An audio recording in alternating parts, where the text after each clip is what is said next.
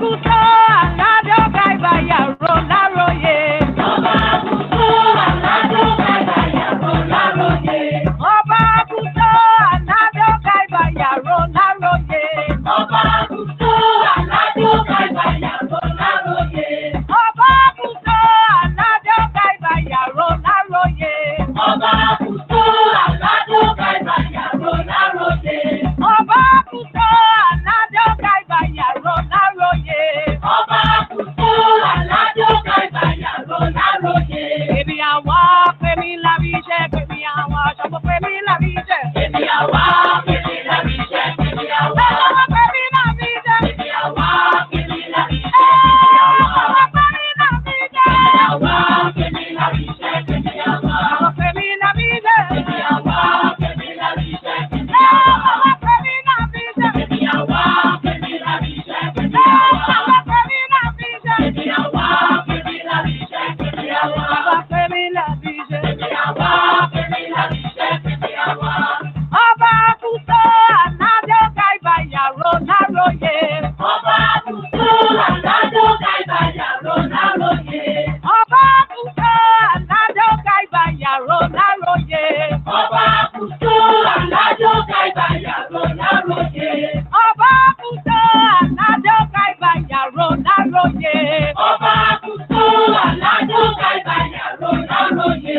Èmi àwa fẹ́mi lábíjẹ́, èmi àwa ṣọmọ fẹ́mi lábíjẹ́. Èmi àwa fẹ́mi lábíjẹ́, fẹ́mi lábíjẹ́. Èmi àwa fẹ́mi lábíjẹ́, àwa fẹ́mi lábíjẹ́. Èmi àwa fẹ́mi lábíjẹ́, fẹ́mi lábíjẹ́. Èmi àwa fẹ́mi lábíjẹ́, fẹ́mi àwa.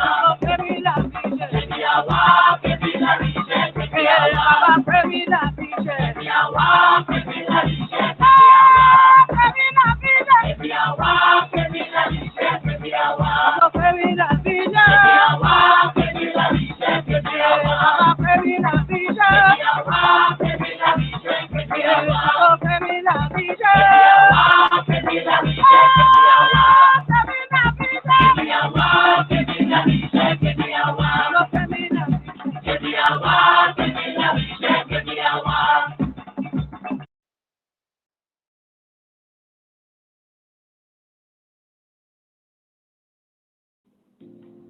Anu Nation is home to the Anu spiritual order founded by Chief Jegna Haru Yuya Asan Anu. Some of the components of Anu Nation are Anu Life Global Ministries, Enlightenment and Transformation, Sadulu House, and Osiris Life Spiritual Services. SaduluHouse.com is the school component of Anu Nation, where spiritual empowerment through education and training is emphasized. One way that is accomplished is through our monthly webinars. Our webinars are packed with foundational information, rituals, and live instruction to empower your spiritual work. At SaduluHouse.com, you can view our diverse list of topics for this year that range from meditation to sex magic. And you can also register for any of the webinars at your schedule a spiritual reading, and sign up for the Anu Spiritual Training course. Enlightenment and Transformation is the media component of Anu Nation. Here, you can view all of our archived shows from over the years to our current segments. They include Chief Speaks, Masterminds Monday, Anu Asafo, Thunderground Thursdays, and Foundational Fridays. You can also visit us on our YouTube channels. They are Enlightenment and Transformation, Orisha Yoruba, and Anu Nation. Osiris Life Spiritual Services is for those who are ready to take the necessary actions to bring your life into holistic balance.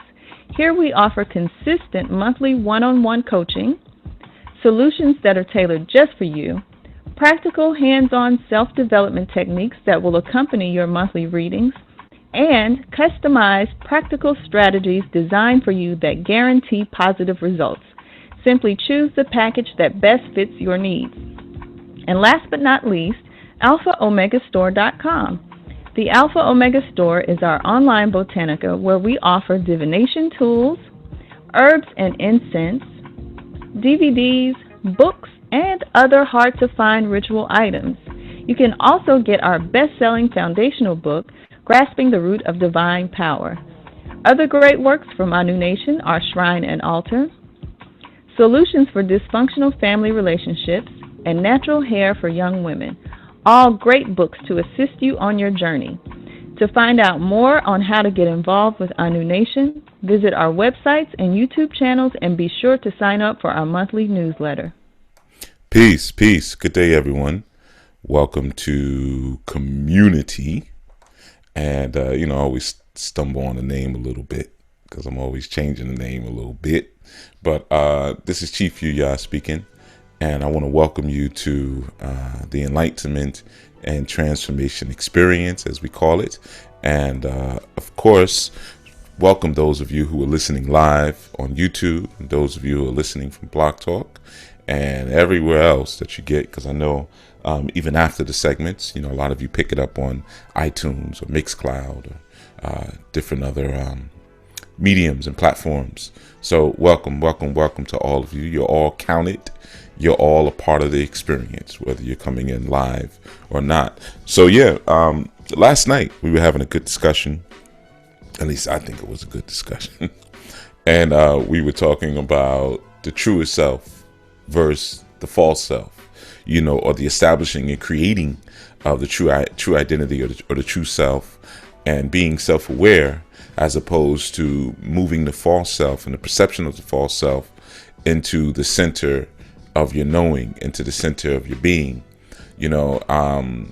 and it leads in so many directions, a conversation or a discussion like that. It's much larger than just saying, be true to yourself, don't be phony, get rid of the ego, because there's so many things that are connected to it. So today I'm kind of doing a part two, but not necessarily a name, but doing a part two in terms of where that goes next, that thought train, that thought pattern, so essentially we have the idea here that connecting to the truest self or connecting to the real self allows us to live a healthier life. But I'm going to explain how it's connected even to our level of charisma and success.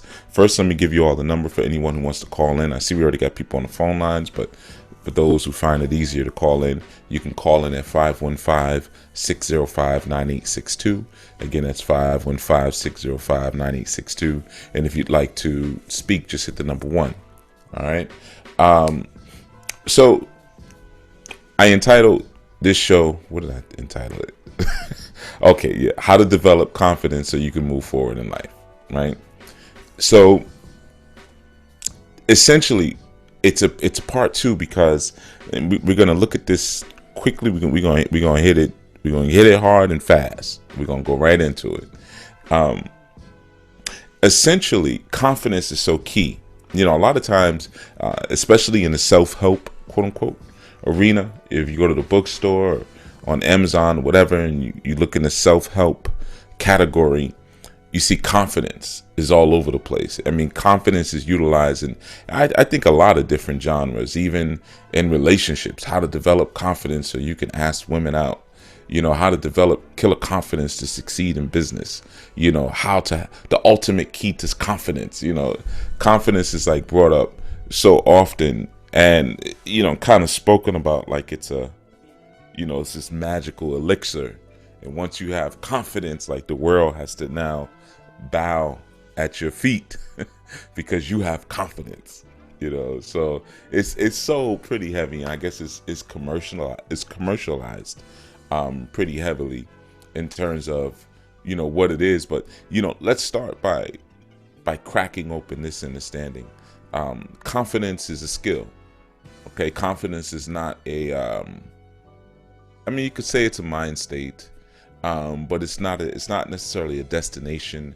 It's not necessarily even a state of being so much, though we could assimilate it to, but not really. It's really a skill, no different than communicating, than speaking, listening, certain social skills, being aware of your environment, so forth and so on. Confidence is a skill just like that. So the beauty of that in recognizing that it's a skill lets you know that it can be developed. It's something that you can actually work on. It's not just like, someone says, well, be happy. And then you have to maybe put certain conditions and things in your life in order to realize happiness. Confidence is a little different. There's actual things you can do to build your confidence. Now, why is confidence so important, and how is it related? Why do I say it's a part two to what we were building on yesterday, right? Well, essentially, when you have confidence, confidence is a measurement. It's not necessarily just a static state or a static skill, but it's actually a measurable skill. So that means there's a frequency of confidence. You can have a low frequency of confidence or a higher frequency of confidence. It's dynamic and it's elastic. So for instance, if you told someone that you were an awesome seamstress, right? And the person said, you're an awesome seamstress, so you could really make me something nice, like a really nice shirt, or you could fix my suit or whatever. And you say, yeah, I probably could. That measures a level of confidence or a frequency of confidence. If you say, absolutely I can. I told you I'm the greatest. That's a different level of confidence. You see? So it's a measurable dynamic. This thing that we call confidence. It's a measurable dynamic. Now, a lot of times people in their confusion, they confuse confidence for arrogance. They don't really know. It feels similar to them, and a lot of times people are diminished self-esteem. And confidence is not self-esteem, but a diminished sense of self-esteem is kind of almost a part of that base operating system I spoke about yesterday, especially in American society, where confidence is snatched away very early on in life, and sometimes not maliciously. Sometimes people have the best intentions towards you, but they really don't know how to manage you, when you're a young person. So they say certain things or they do certain things that slowly begin to lower your frequency of confidence. You see, like I'll give you a good example, and I'm still paying for it today. Like I shared recently, my youth won the Golden Gloves championship, and the day of the championship, I said, "Come on, we were playing it. Let's go play pool. We're playing a game." I said, you got to do something that takes your mind off of the fight. So let's just completely do something different. Now, I threw the game. We played one game of pool. I threw the game. At one point towards the end, I even hit one of his balls in. And, I said, there's no way I can beat this boy on the day of the fight. I have to give him a win. You see? Now, my youth don't beat me in anything. They're nothing except for running. They're both really good runners, the boys at least. And so when that happened, he was like, "Oh, I beat you, Bob," and talking mad crap. Oh my goodness, to today, still, you remember you caught that L, Bob. You caught that L. Now I gave him the win because I'm trying to build up a momentum towards something. You see, I'm building up a momentum towards confidence. You see, so or a momentum towards winning. One of the key things with gaining or cultivating a spirit of confidence is that you have to. There's momentum that goes along with it. You think about it. When we say things like "I'm on a winning streak," or "I'm hot," "I'm in the zone." We recognize that there has been a repetition of winning, or there has been a repetition of success. And through that repetition of success, we develop a greater sense of confidence. You see? So like me letting him win that one game, it's like, I'm like, yeah, of course you won, champ. Today's your day. This is your day. I told him, I said, anything you do today, you probably, will come out on top. Now, he ain't smart enough to realize later, like, okay, he threw the game, but that's all right. I'm giving him a couple more days of his high, then I'm gonna whip the boys behind and pull, bring them back to reality. But so it's that idea there. A lot of times, we can develop greater confidence through momentum. And a lot of times, if you notice, when you're doing something good, even like, let's say you get into a class, like a spiritual class, you start the class, you're all excited. I got the class, got my supplies, I cleared off my desk or a little area here where I can work and, whatever, you got all this momentum, and then you do something where you kind of stop, you just kind of fall back for a moment. And then what happens is your confidence level begins to decrease. You see, because you've messed up your momentum, you've slowed things up. So you find that there's a direct linkage between confidence and momentum. Now, again, I'm gonna go back to this. Why is it a part 2 to yesterday's segment? Because confidence is essentially the level of surety that you have in your truest self and your truest nature. That's what confidence is. Confidence isn't just making up something fictitious and saying, I'm that. Like jumping out one day and saying, I'm the fastest runner in the world. And that's not even a part of your nature. Maybe running isn't even your thing, but you just say it. And then now you begin to believe it. Now, many people will tell you that confidence is a degree or a measurement of how much you believe in yourself. Now, you know where I'm at with that word belief, so we don't need to go there. Okay, so a lot of times when you read self-help material and things like that, they're skipping over the aspect of consciousness. So they're just dealing with psychology. So they can use words like belief and stuff like that because they don't know what really sits, above the psychology, quote unquote. So the thing is that you're looking at here, when you're looking at confidence, you're looking at, I know myself. These are the, and that's what we were talking about yesterday, being locked into your truest self. So what happens is you begin to live your life and negotiate and manage yourself in your waking world based on that self-knowledge. You don't do it based on what someone has tried to implant into you or what someone has told you that you actually are. You see, so I spoke about that towards the end of the segment, right? Where I said, a lot of times people ask me, how do you deal with certain people and people who are kind of polarized in their thinking and things like that? Well, in one of my books, I don't remember which one. I know that's so unprofessional. Most people when they're authors, they say, well, in my book such and such on page, and I speak about I'm like, one of them books. I don't know. But one of my books, there's a line where I basically say that language, or actually I think it was in our new spiritual training. Everything just kind of blurs in for me at some point. I got to be honest with you guys, because my purpose is to teach. So I'm always teaching all the time. Even if it's not on these segments, then I also do workshops and seminars and rites of passage that I don't even talk about here. So I'm, sometimes it kind of blends into each other. But so the idea here again is we have this notion of momentum, but essentially, like I was speaking about last night, well, I may live a certain way because the language that I accept in my life or the language that I project, it frames my perception of the world. Because, and I said it in one of the things, language frames out your perceptual reality. You see, so if I use certain terminology, like if I call my youth champ, if I call the girls, princess, and then there's a time when I stop using princess, empress.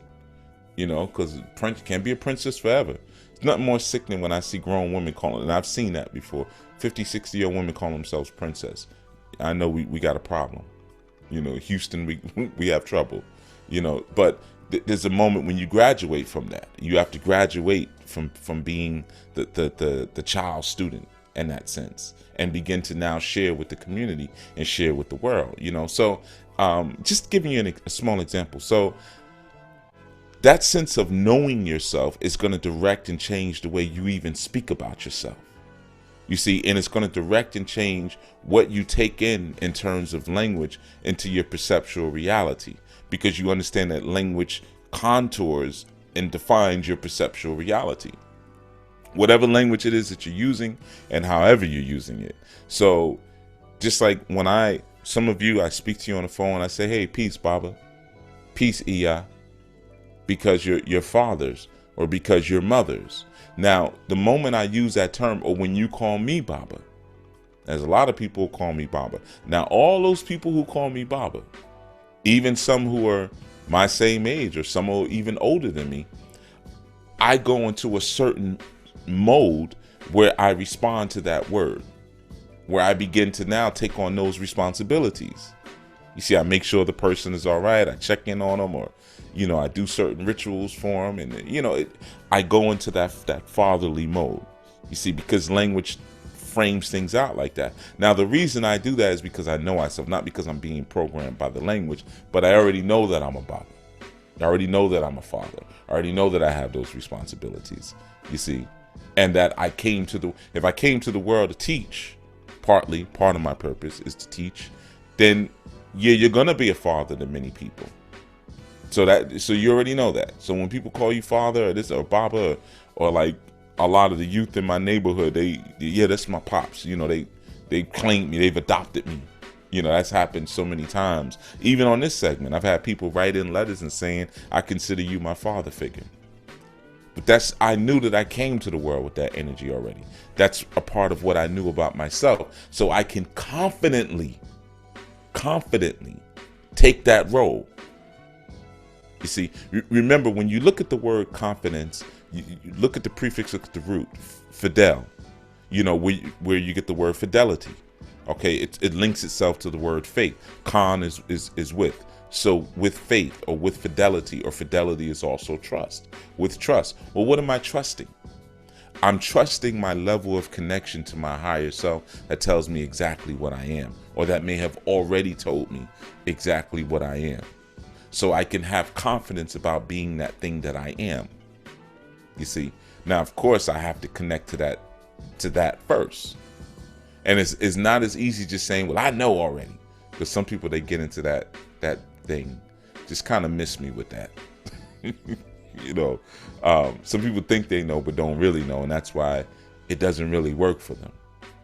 It's the fictitious thing they're trying to grab onto.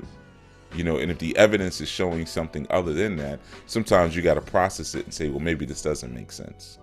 Maybe I thought I heard something that I didn't actually hear. Or I thought I was tapped into something that I wasn't actually truly tapped into.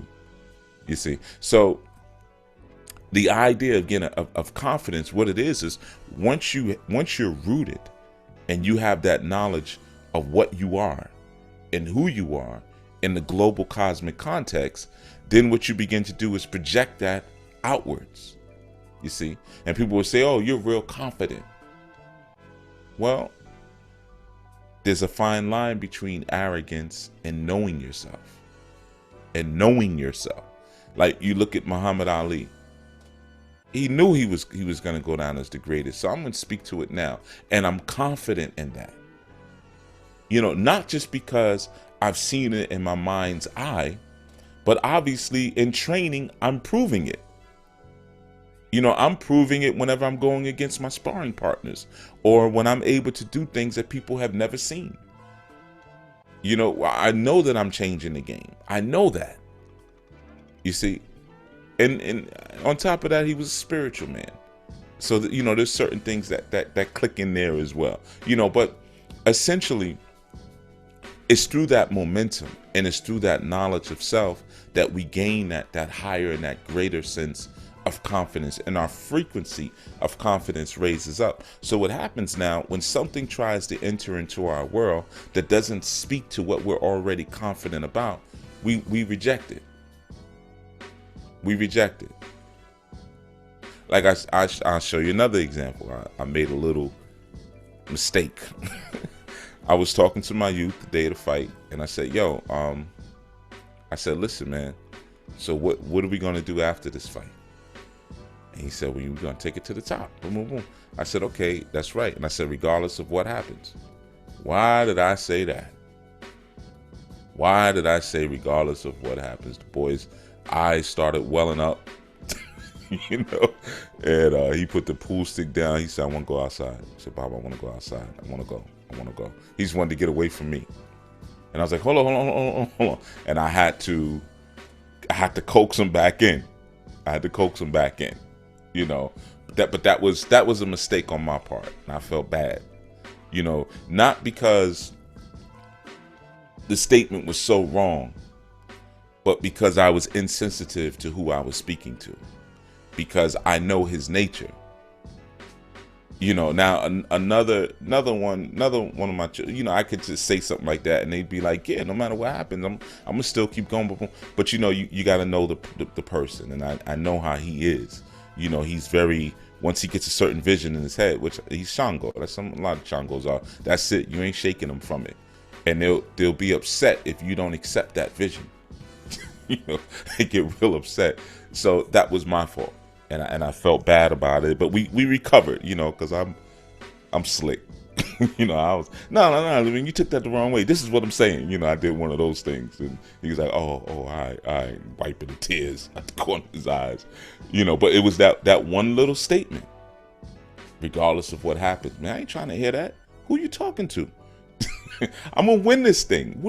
Like, don't you see what I see? That's what's going on his mind. So he's rejecting anything that disrupts his perceptual framework. Any language that disrupts the perceptual framework, he's rejecting it. You see, that's confidence.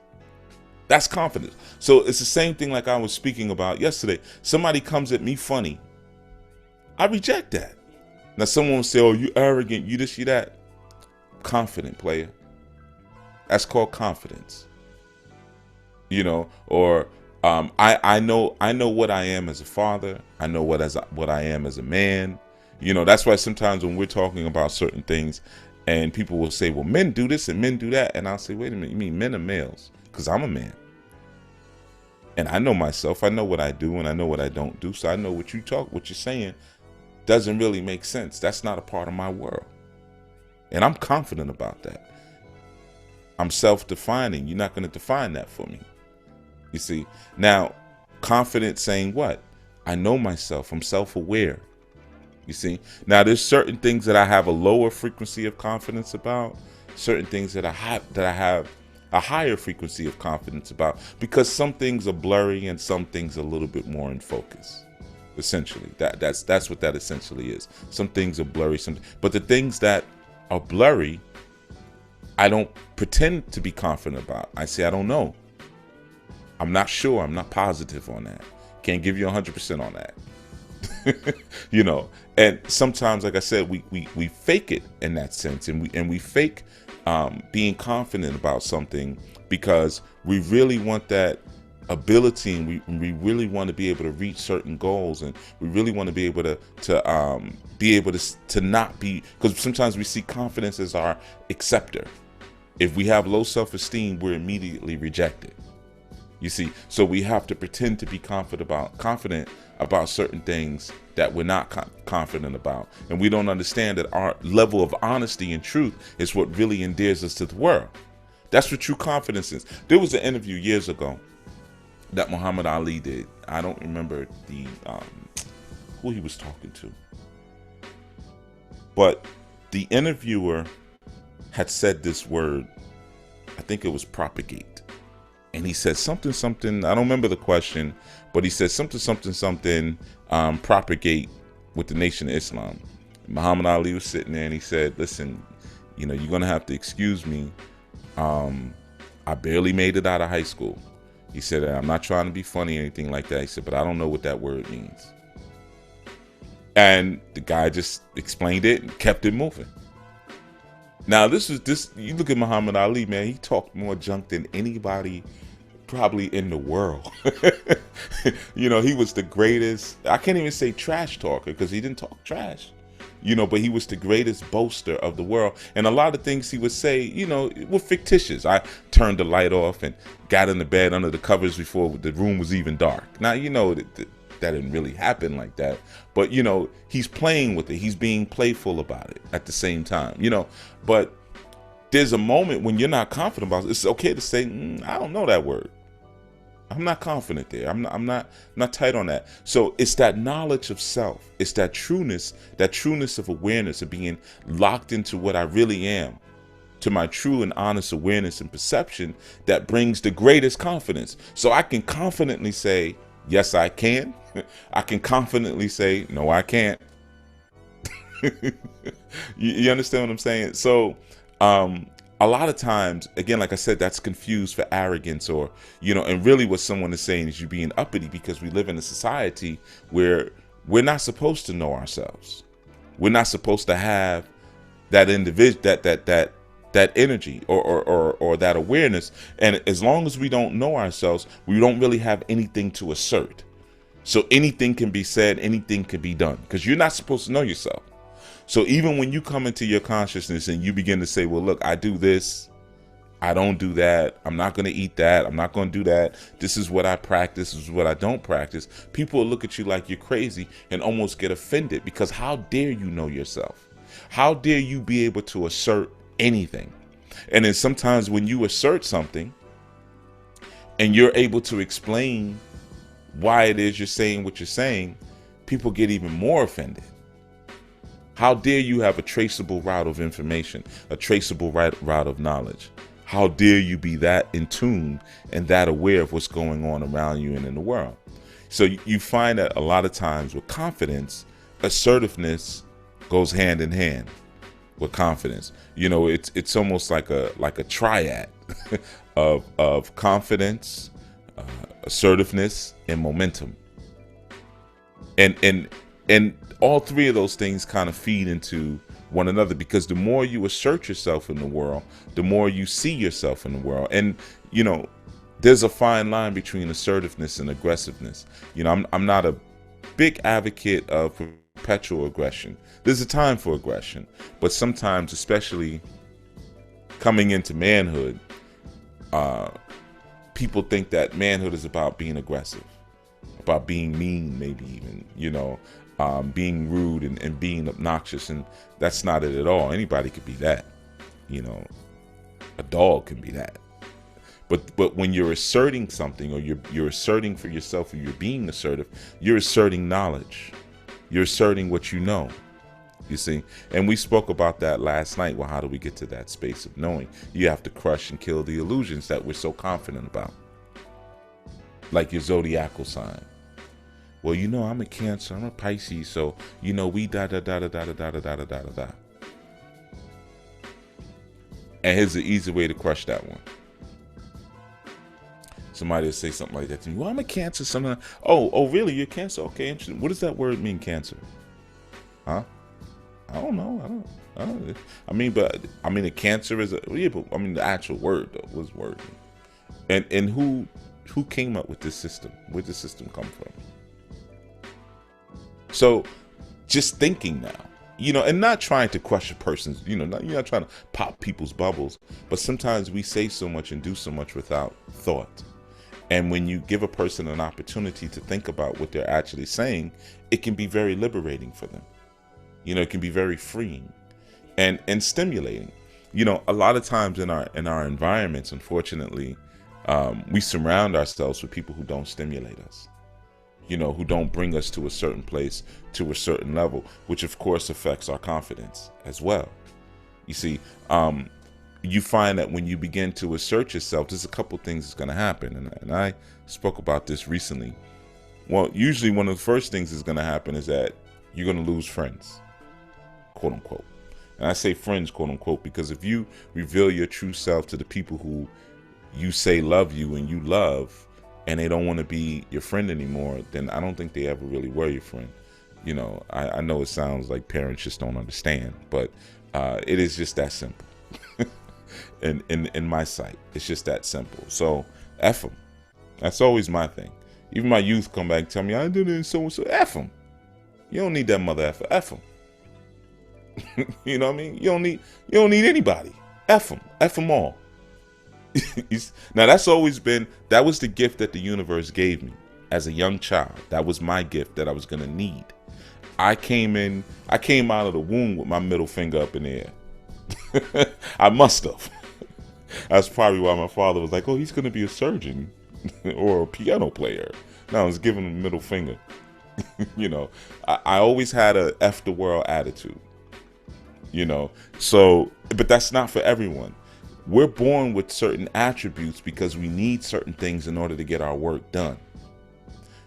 As a youth, and even to this day, believe it or not, I was extremely shy. Antisocial, but extremely shy. And I didn't assert myself a lot. Now, inwardly, I was giving everybody the middle finger, but I also had this shyness as well, because there were certain images and visions that I had that didn't seem to line up with my little body, like things that you would do. It's almost like having this great skill, for music, or having an ear for something, and you want to be this great violin player, and you can hear certain things, but you're 5 years old, and your little 5-year-old fingers just do not have the dexterity to produce what it is that you're envisioning in your mind, or you're hearing. You see what I'm saying? So you become frustrated, and sometimes you go inward, so there's that. So it creates a shyness, and like I've always told you, there's a difference between being shy and reserved. Now that I'm older, oh, come on with this freaking phone. Let me turn this joint down. Give me 1 second. These electronic leashes, as soon as you start getting into something. Baba Haru, yeah, I need you to, yeah. Chief Yuya, yeah, I need you to, obligation, boy. That's all that phone. Whenever I hear the phone, that's what needs to be my ringtone. Obligation. Like I tell you a lot of times that when I do these segments, even though I'm still working, this is actually probably the easiest thing I do all day. It's these segments. This is actually my time because I actually usually do them sitting down. Now that I don't film them like I used to. I'll get back to filming them again at some point. I don't feel like it right now. But so I actually get to sit down while I'm talking to you all. So it's like my one moment I get to, and I get to have an excuse not to answer emails and phone calls and all that stuff, because I'm doing the show. Can't pick up the phone, doing the show. So yeah, that sometimes we're born with certain things that we need in order to get certain things done. We need certain things, and that was something that I needed at that time, and probably, I'm still like that. F the world, like, y'all, I don't need you. Self-motivated, self-contained, self-preserved. But we all need different things. Some people come through with a sense of compassion. They grow up in a real crazy family, and but they, in order to maintain the bounds of their sanity, they need to have that compassion where they can feel why people are crazy, instead of just putting that label, oh, they crazy, I want to get away from them. And sometimes we do that when we start to develop a certain sense of confidence. We want to cut everybody off, and that's not really the answer. Because the truth is, when you begin to assert yourself, yes, the first thing that's going to happen, you're going to lose a lot of people. People are going to, begin to scatter. Like they say, scatter like roaches. People are going to leave you, because it's irritating. It's irritating to be around someone who's standing strong on their purpose and their conviction and knowledge of who they are, and you're not. You ever go into a job and literally have to pull back on your ability so that way you're not always eating lunch alone? Because everybody starts to hate you. And I've been at jobs like that, like years ago. And like, I remember one time, like, letting this dude have it on a job, and he was like, yo, you coming in, you doing da da da da. I was like, listen, my first day here, all y'all did was just stare at me. One of you brothers could have pulled me to the side and said, listen, we don't hardly work here. All right, so don't mess up the curve. This is all you need to do. Boom, boom, boom, boom, boom, boom, boom, boom, and you good. You didn't give me that. So I'm coming here doing my I'm performing. Now everybody's upset because it's shining light on your sloppiness. Now this is a job. It's not a job owned by someone in my community. I don't need to overperform. Just let me know. If this is somebody who owned this in my community, yeah, we're gonna do this thing right. But nah, I don't care about this. It's a check. And like I told you guys yesterday, I never stayed anywhere longer than a year anyway. That's why my resume is crazy. Resume. If I really, my real resume, I got like 6 of them. I don't need them. I mean, it hasn't been updated in maybe 15 years, 12, 15 years. Last time I really worked for someone, but lots of jobs, man. So sometimes when you come into an environment like that, you mess up the curve because you're being true. And it's irritating because when you're being true, like I said last night, you become a light. Well, you're shining light on the people who are not doing anything, and it becomes an irritant. No different than how pure light becomes an irritant to parasites. Pure light becomes an irritant to bacteria. You see? So a lot of times what happens is when we start coming to a greater sense of knowledge, we start to come into a greater sense of self-assurance of what we are. And then we have that sense like, you know what? I can face life. I didn't think I could face life before, but now I can face life because I'm rooted and I'm anchored in who and what I am. What happens is the people around you who are running from life, we spoke about that yesterday, who put their consciousness on the periphery of the circle because they're running from all of those things that are deep rooted inside of them and their psychosis that they don't want to deal with. Deep rooted issues, laziness, pain, hurt, trauma, so forth and so on. You've gone through that hole. That's the 13th zodiac. But you've gone through it. You see? And now you recognize, hey man, I'm capable. I didn't think I was capable before. Now I know you're waiting for the end. Capable of what? Don't worry about the of what. Of what don't matter. Just like when we say I am. I am what? Don't worry about it. I am whatever the heck I want to be. I am. Done. I am. And I am capable. Done. Because anything that comes into my perceptual reality, I've attracted into my perceptual reality by being true to myself. So I am capable of facing it because I've brought it into my perceptual reality. Like they always say, well, God wouldn't give you more than you could handle. God wouldn't give you more than you can handle. Well, what's God? Me. I'm the one that came down for this experience to live life through the reflection of my soul. So I wouldn't give myself more than what I could handle. Now, sometimes we grab on things because we're reaching from the wrong side of the circle. So we try to bring in things that our consciousness can't currently handle at this time because we're not in our own lane. We're not playing our position. So like right now, if I turned around and said, I'm going to be a rocket scientist. I'm smart enough to be a rocket scientist, but I wouldn't do well with it. It would be too much for my consciousness to handle because that's not my purpose. Number one. Number two, I don't care about anything about that. I mean, I did as a kid. I don't care about rockets. I don't care about the physics and things that are involved into sending something into outer space. I have no concern or care about that whatsoever. So that would be more than what my consciousness could actually handle at this point. My brain would break. You see, I know my lane. I know myself. So it's the same thing with you all. You're able to say I'm capable. You're able to say I am. And you can face any type of situation, no matter how overwhelming it may be, or how big, or how small, or how positive it may feel, or how negative it feels, when you're rooted in that sense of self. And of course, that creates a confidence. And sometimes that confidence, which is essential for you to move through life, it becomes an irritant to those around you. Because now you have faith in yourself. Faith is what? Knowing in the unseen. Well, how do you know it? Because I know how to travel to the unseen.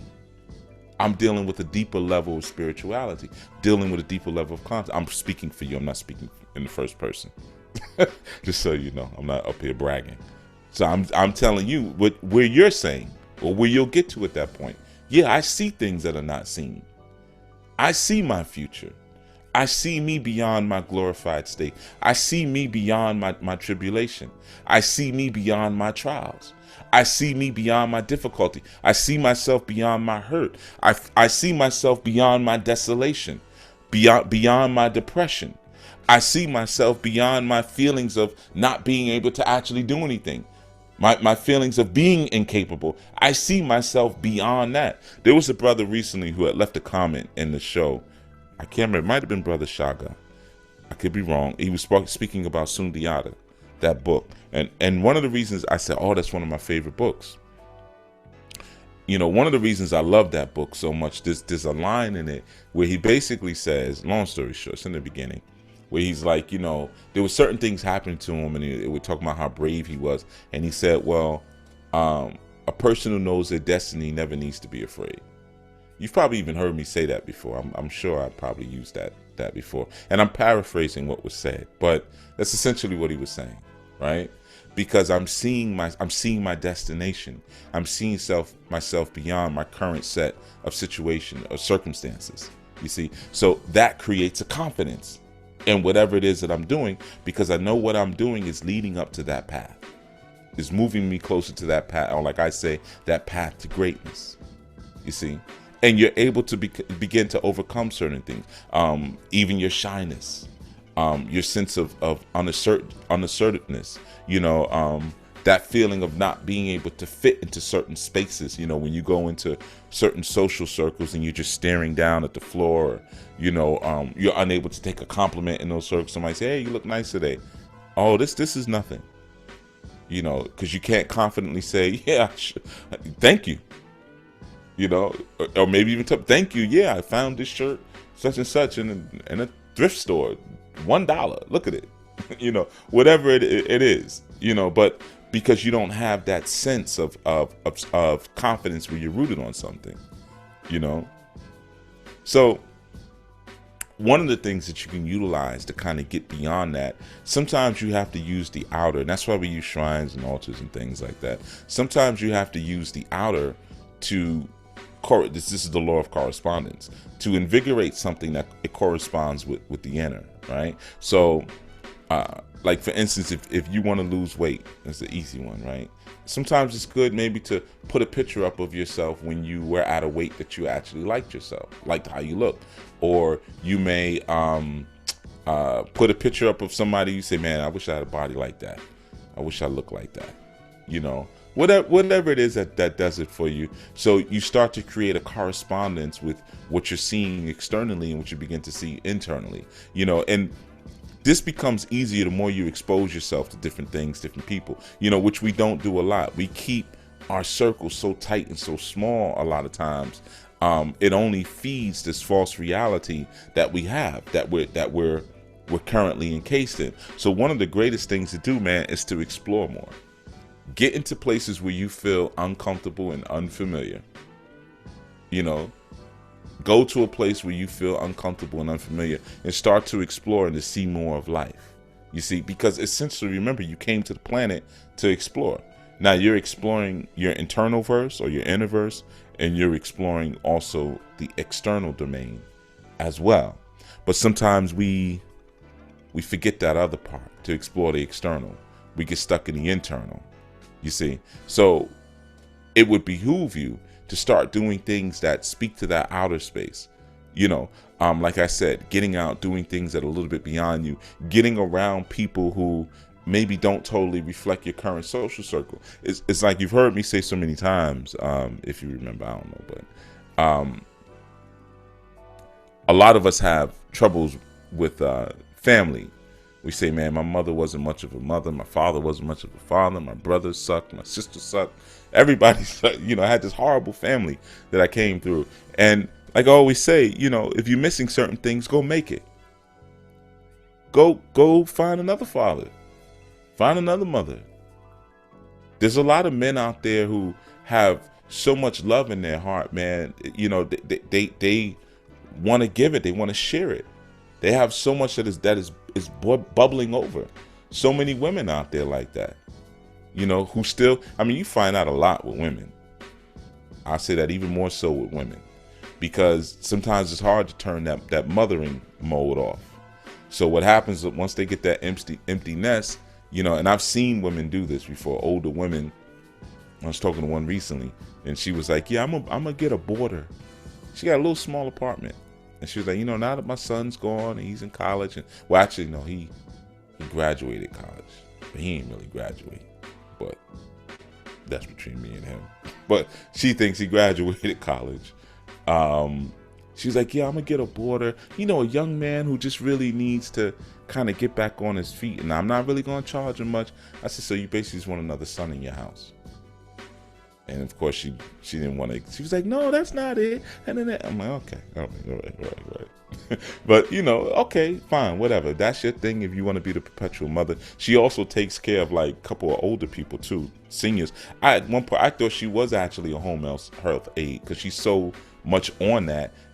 But she works for the city. She does something completely different, you know. But she serves as a home health aide for free for 2 elders, you know, because she likes mothering. That's just her thing. She likes taking care of people and nurturing. So, you know, sometimes you'd be surprised the same way that you can go out and find people who are just, you know, living to be certain things for a person like you.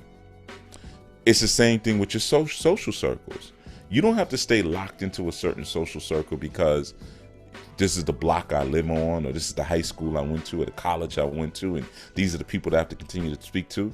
You know, you join different groups and things, or different, like many of you have done now, different spiritual organizations where you can surround yourself with people who are living and who are interested and excited about the things that you're excited about, you see? And now you got more people living and walking in truth, not in their truth. It's always such a dumb phrase people use all the time. And again, that's another one of those dismissive statements. You know, we'll say, well, what's your truth? To try to make it opinion. You know, there's many truths. Yeah, okay. All right. There's many forms of light. But ultimately, they all emanate from one source of light. There's many forms of truth that emanate from one source of truth.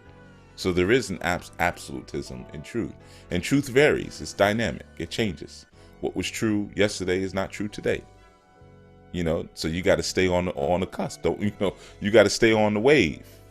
You know, but like I was just saying, you know, get around people who are supporting and excited about the things that you're excited about, and find different opportunities to express what it is that you're feeling and express what it is that you're thinking, and in an environment where it won't be suppressed. And then after a while, what you'll find is that, like, remember I said that language creates the framework for your perceptual reality. You'll be constantly maintaining the frame. You know, it's like walking through life holding a picture frame, whatever shape you want it to be. It doesn't have to be square. It could be heart shaped. It could be round. It could be fluid. It could be like a rubber band.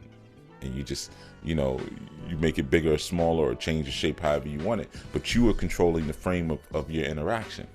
You see, now that's essentially what confidence is. But it's not your lower self controlling the frame of interaction because you're scared or because you don't want certain things or this, that. It's your higher self determining, orchestrating things based on what you need in order to be who and what you are. Prime example.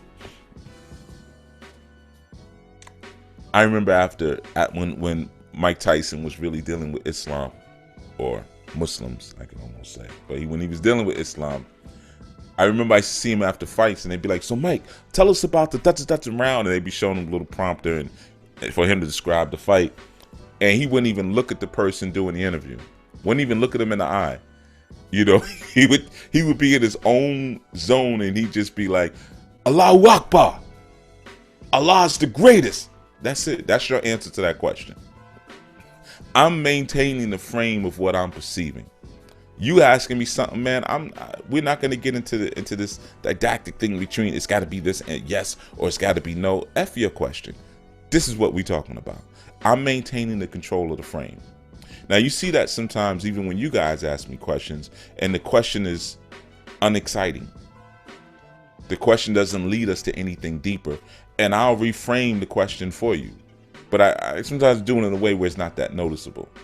But you may say, "Hey, Chief, what's the difference between an Orisha and an ancestor?" Now, I'm maintaining my position and I'm maintaining my form and my frame. What is my form and my frame? I'm Chief. I'm Baba. I'm an alpha. I'm not going to keep talking about one-on-one stuff. Matter of fact, as Chief and as alpha, this is the frame that I have working inside my mind. I deliver this information to you by grace. It's a privilege and an honor for me to even be speaking. Yeah, y'all never heard me talk like that, huh? but that's what's going on inside of my big head. That's what's working inside. Because wouldn't it be an honor? Wouldn't it be an honor and a privilege to have someone who's a chief actually share an hour to 2 hours, sometimes 3 hours of information with you every day for free, and you didn't do not a doggone thing to deserve it? Nothing. And some of you act so dumb, you prove that you don't deserve it, but he still keeps giving it to you? Wouldn't that be an honor and a privilege? Well, what's wrong with me knowing that? And then here's the second part. What's wrong with me saying it? Not a doggone thing. Because I'm confident. I know who I am. I know what I am. So when certain questions are asked of me, I'm okay and confident enough to say, that question's beneath me. Arrogant sounds arrogant, right? Because a lot of times we don't have a control over the language. So we got a small amount of words that we use to define certain types of behavior. So we'll say, yeah, that's arrogant. That's not arrogant. Learn what the word arrogant means. Learn what arrogant versus confidence means. I'll give you a small example, right? Brother Tareem, I think I saw he popped on the line earlier. Brother Tareem is a truck driver and wants to open his own trucking company, right? So if Brother Tareem, if I'm talking to him and I'm saying, oh man, yeah, you drive trucks, this, that, and the third, man, how much would you charge me to take me across town, man? I gotta go pick up something from the supermarket, but I want you to wait outside for me and then bring me back to the house. Would it be wrong for him to say or to think within himself that Chief is talking to me like I'm a taxi cab driver? And then he might say, "Nah, I don't do that. That's not what I'm a trucker." Yeah, I'm saying the same thing. You're a truck driver, right? You pick up things from one location and then you take them to another location. What's the difference? Now, in my ignorance, I may say that to him, and he has a choice in that moment. He can allow me to continue to disrespect his personal boundaries, disrespect his craft, and disrespect his position, or he can cave in because of a lack of self, a lack of knowledge of self, and say, all right, Chief, just give me $15, man. Now, how often do you guys do that in your own life? How often do you cave in like that because of someone else's ignorance and the hex of unassertiveness that they put on you? Because you have a low frequency of confidence of who and what you actually are. So now our brother who's a truck driver, because he had to go and get a CDL. He had to get a special license to be able to drive those trucks. He went through an actual process to get to that point, which now elevated him above, let's say regular drivers. He knows something that regular drivers don't know. And I can completely dismiss all of that and say, hey man, taxi, man, take me over to that. You basically like an Uber, right? You see, he has a choice in that moment. And I mean, we could go through the list. We could go, there's a lot of different things, but I'm telling you, I've watched some of you all do it. See, I'm throwing the question out there, like, how many times have you done that in your life? But don't forget, I know most of you. Now, we got a lot of new listeners, so some of y'all are new, but a lot of y'all I know. And I've seen you do it, and I've warned you about it, and I've talked to you about it. But it always seems like Chief is extra. Like he, like I'm just this wow. Like, don't let him do that F on me. No, man. What? You're coming down off of your there's a throne sitting right there for you. There's a throne right there. You keep getting down off of it. And for what reason? Because somebody calls you arrogant, because somebody says you think you're all that, or somebody says, oh, you got a big head now, or you're full of yourself. Goddamn right, I'm full of myself. Yeah. Because I know myself.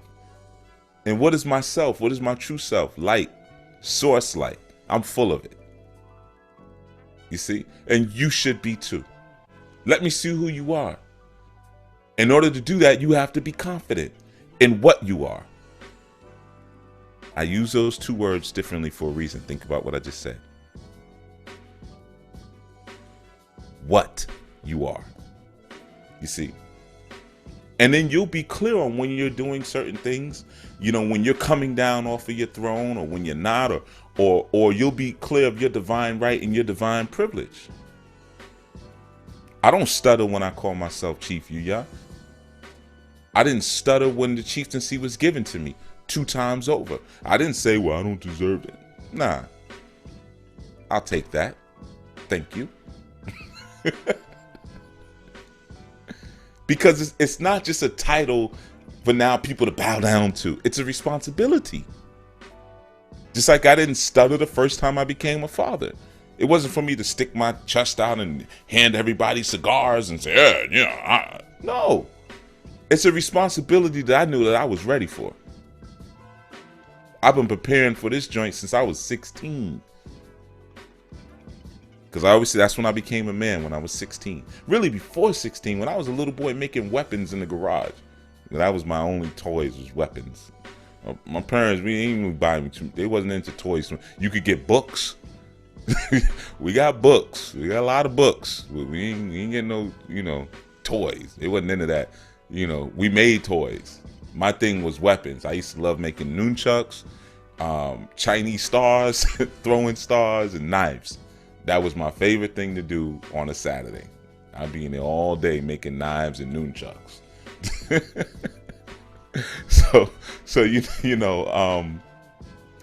But I was preparing back then. I've been preparing for the apocalypse from way back. Been preparing.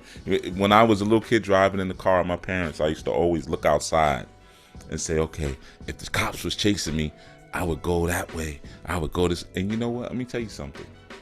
I still do that to this day. When I'm taking them long trips to do spiritual work for people, down in Florida and stuff, and I'm going down the East Coast, or sometimes I'm driving out to Kansas, because I prefer to drive over fly, because I like to control, So I don't mind driving 20 hours, and it gives me time to think. I call it windshield time. It gives me that windshield time to get that windshield therapy. But as I'm driving, I'm looking around. Yeah, I would run into those woods right there. I bet you there's deer back there I could hunt. I still do it. Still preparing for the apocalypse.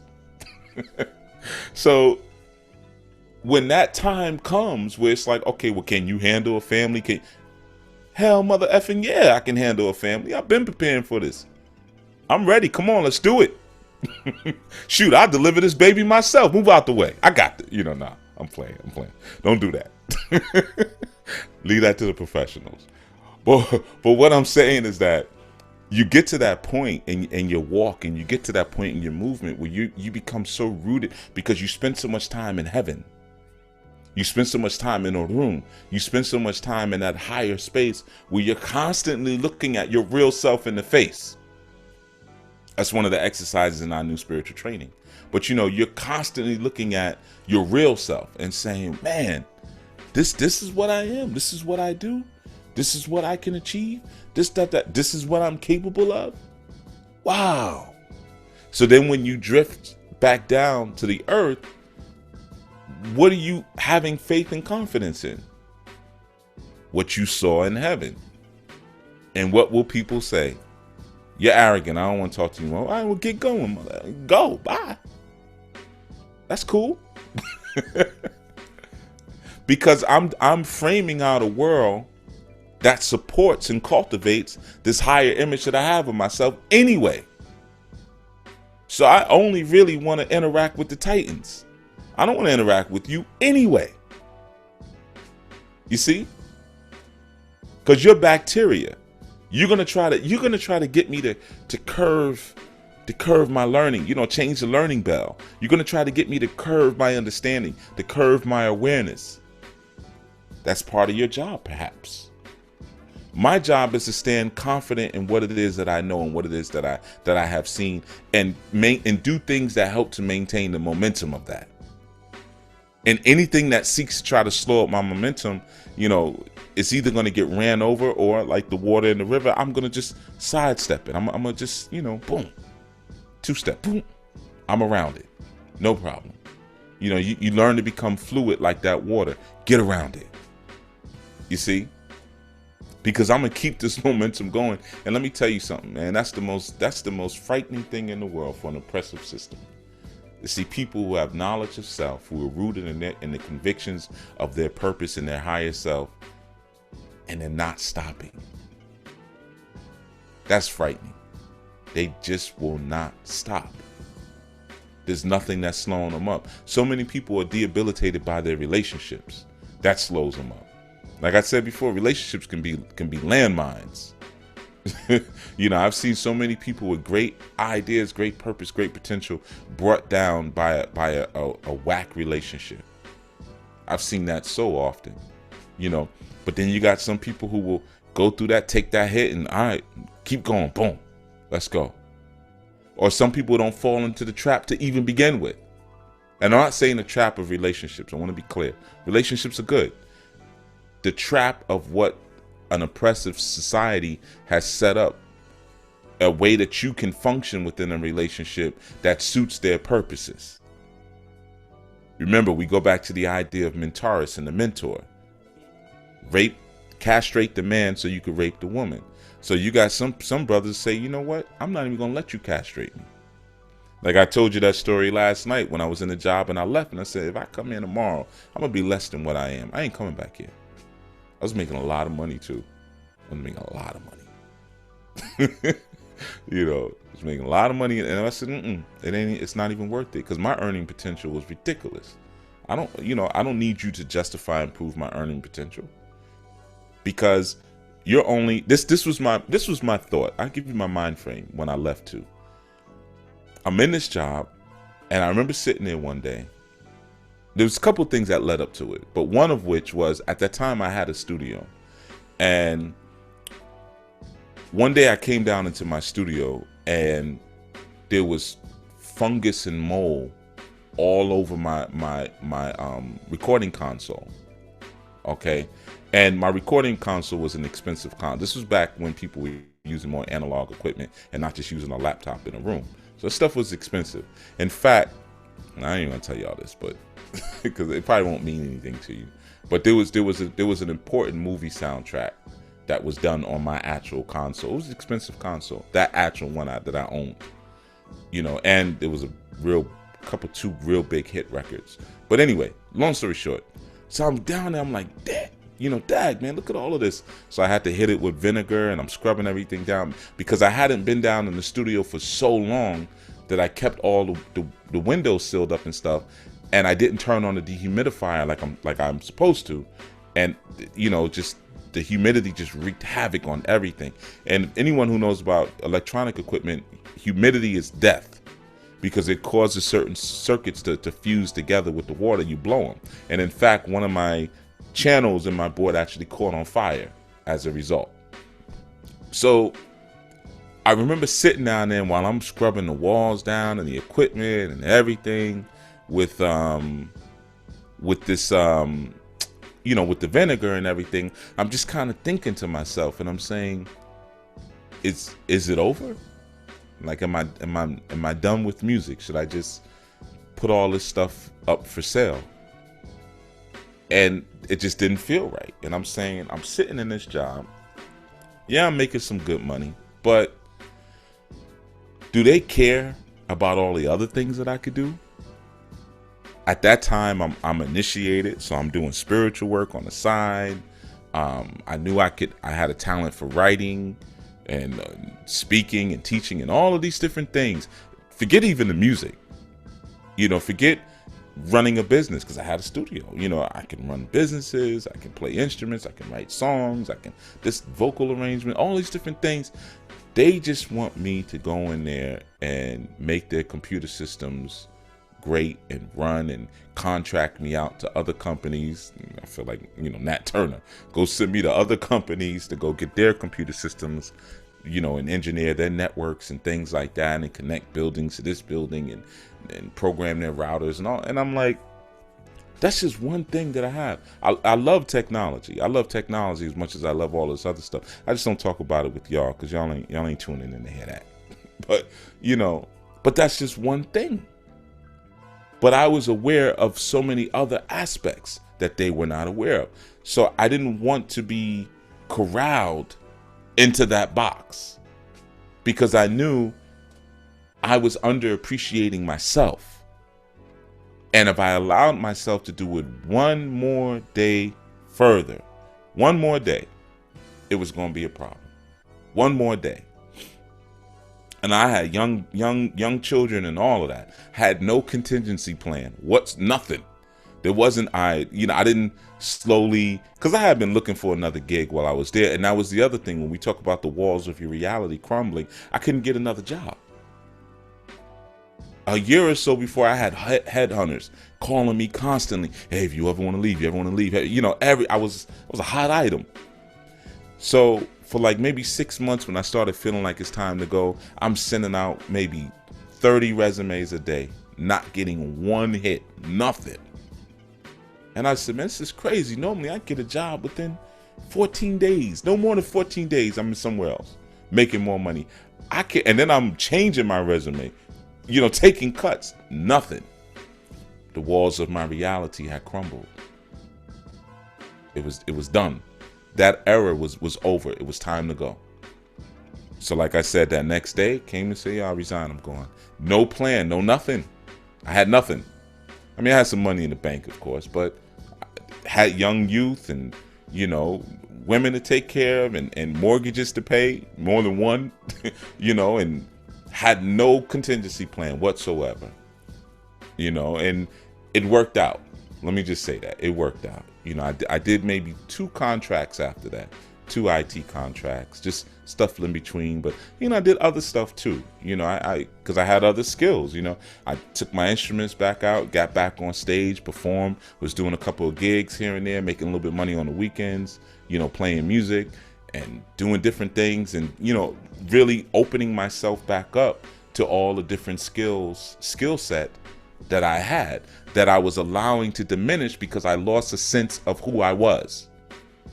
I lost a sense of that awareness because 8 to 10 hours a day, I was sitting inside of someone else's frame. You see? And by stepping out of the frame, even without a parachute, and it's different when you got women looking at you like, all right, Baba, what we gonna do? And you like, I don't know. But and the beauty is, I have to say, at that time, there were sisters who say, you know what? Do what you need to do. We'll figure it out. But you do what you need to do. Don't even worry about it. And that was a beautiful blessing, to even have that. I mean, I was gonna do it anyway, but it was good not to have that hesitation, of them doubtful eyes on you at the same time. Manhood is important, man. You don't do things that compromise your manhood. You don't do things that compromise your womanhood. You don't play around with that, man. You just don't play with it. You got to protect that almost violently to a degree. You almost got your womanhood and your manhood. You got to almost protect it to like a violent, hostile degree. That establishes a confidence that you would not imagine, man. So now when people say something shady or funny to me and say, Chief, you like this, mother effer, you don't know me. I know me. I know what I'm like. I know what I'm doing. Y'all don't even know why I do these shows. Because do I really have to do an hour or 2 every day? Honestly. Because most of the time when people listen to the show, they say, man, I'm so overwhelmed, so much information. I got pages and pages full of notes. So that means I probably only have to do 1 or 2 a strong. Or a month. There's enough information already in the classes. There's enough old shows already that y'all ain't even got to. So why am I doing them? There's a reason. You don't know. But see, when you're linked into yourself like that, you become confident in everything you're doing. So like the brother asked, where do you draw the strength from? Myself. Because there's going to be times that people are going to say, I've already had people tell me, you shouldn't do so many shows, because and then people won't buy the class. Well, this ain't really about selling classes, believe it or not. There's something deeper going on here. There's something much bigger and much powerful. And sometimes it's good. Like I always tell you, the best plan is a quiet plan. Sometimes it's better to keep it to yourself. Just keep doing what you're supposed to do, because you don't have to get validation from other people for what you're doing. All right, we got a plug in the chat room. Photographer, Thunderous Prophet. She's a graphic designer, brand image consultant. She or he. I'm sorry if I said it wrong. I don't know. Thunderous Prophet. I can't see your picture, but I don't know if that's a male or a female name. But anyway, I was just glancing to the chat room just now to see if there was any questions, because we're going to get ready to get out of here, because I have to do a reading in a little while. But I saw something. Okay, Michelle says, Chief, is there any moment where it is smarter to move away from that authority / self-confidence space to gain something else? Nope. You said I'm thinking no. No, why would you move away from yourself? Why would you move away from your source? You're already away from your source. The key is now is to get back. That's the whole point in being down here on the planet, is that you are that source and that authority who's decided to live out this experience of life in this prison that we call it a human vessel. So you're already in the land of duality. So from the moment that you get plopped out of your mama's bush, everything you're doing is leading you back to the source with consciousness. And what I mean with consciousness, with awareness, so that when you go back home, when you're going back to your source space, you're not going back with your brain brainwashed. You're going back with the sense of the I, with the sense of self. So, no. And you don't ever have to really worry too much about, like, am I going too deep into my sense of self or my spiritual authority, because we're so far from it that even if you became a fanatic from this point forward, you still will probably just end up in the middle, because we're so far from it. Just even think about this term that I just shared in terms of confidence. How often do we speak about confidence as an assurance in your divine purpose and destination? We don't say that. We say confidence is feeling good, having self-esteem, not being afraid to express yourself. You see how far off that is?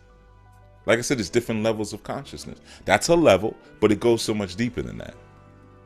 So that's what I'm saying. We're so far off as a people that, you can't go overboard with certain things. You can't be imbalanced, but certain things, we're so far away from the source, man, that you don't have to worry too much about going too far left or too far right, or anything like that with it. But like I said, one of the tools, get around people, man. You create a new circle, just like you can create a new family. You can create a new circle. You can get a new best friend, or what do they call it, BFF. You can get a new BFF, or whatever, new sisters, new brothers, but new people who reflect the truth, who are living the truth. That's the key. If you're surrounded by more people who have the courage to live truth and live, no matter how it looks like, then you'll be more confident and more encouraged to live out your own truth. That's where, okay, I'm sorry, Thunderous Prophet. I thought it was a sister. So, you can recreate all of that stuff. You really can, man. You don't have to be locked into anything because that's where you was born. I get people like that all the time telling me that, well, I was born in the hood. I'm from the hood, and get out of here with that nonsense. We were all born on a plantation or a prison of some sort. You know what I mean? Come on, we all have certain type of experiences, and but where are we going? What's the momentum? What's the destination? That's the key. And you keep up that momentum to keep up your confidence. All right, we're going to get out of here. That's enough. All right, so we'll be back. What's tomorrow? Friday. That is just strong. Went by fast. And we lost Charlie Murphy. We didn't lose him, but he transitioned yesterday. I wasn't going to talk about it yesterday night. I don't do the current events, but I just feel like I need to say something. He's one of my favorites. Charlie Murphy. It's always good when you get to see men on film, because there's such a lack, even in comedy. I see that. Like, we have a comedian out now. Well, he's been out for a little while, but he's like at the top of his game right now, it seems. And I was looking at him the other day. He's not really that funny. I'm not gonna say his name because you know my rule about talking about my people in public. He's not really that funny though. But when I'm looking at him, he's a small guy, and he has some very effeminate mannerisms. And that's his comedy is based around the faces that he makes and his effeminate mannerisms.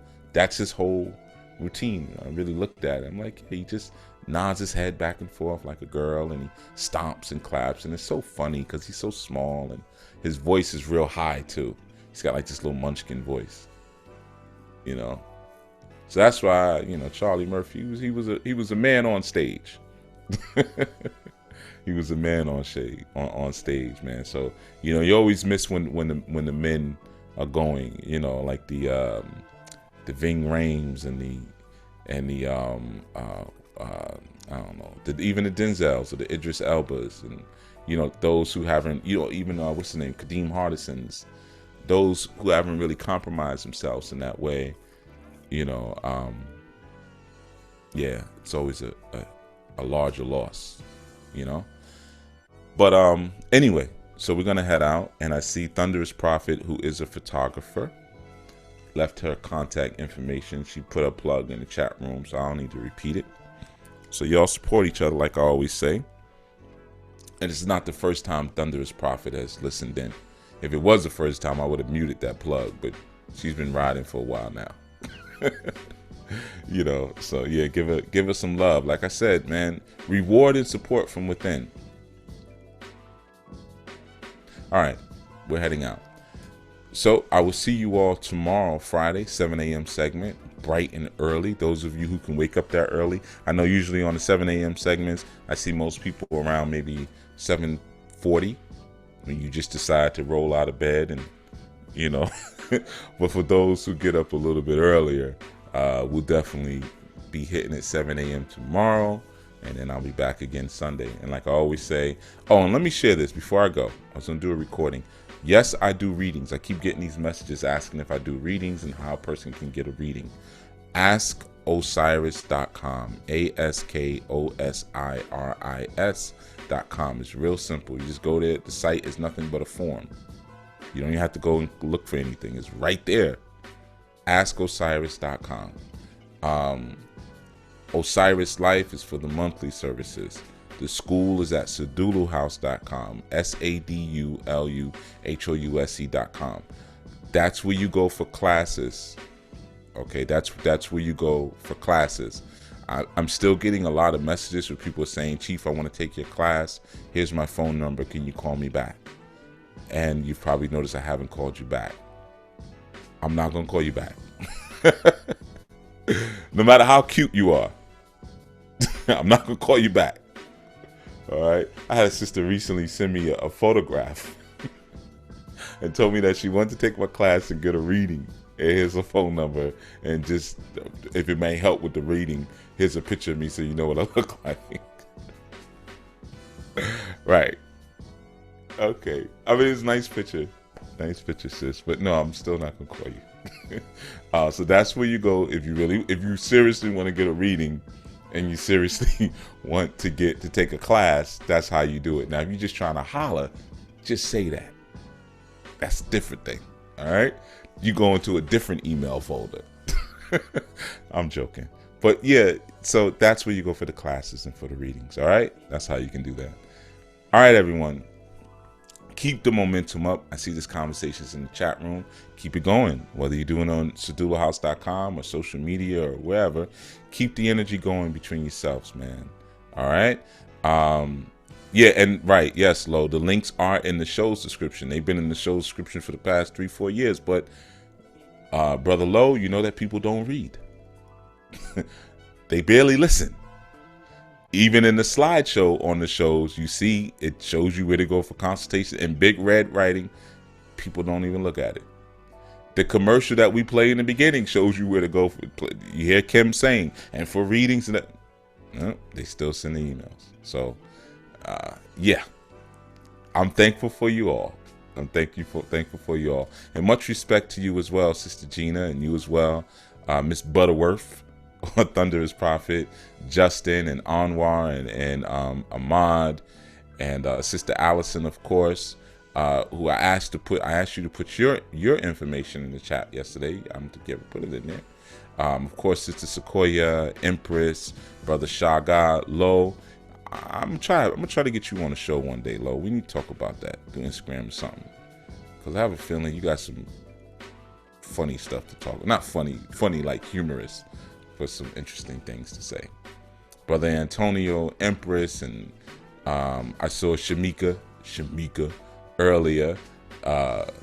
Fasay, the Nicole twins were in the space earlier.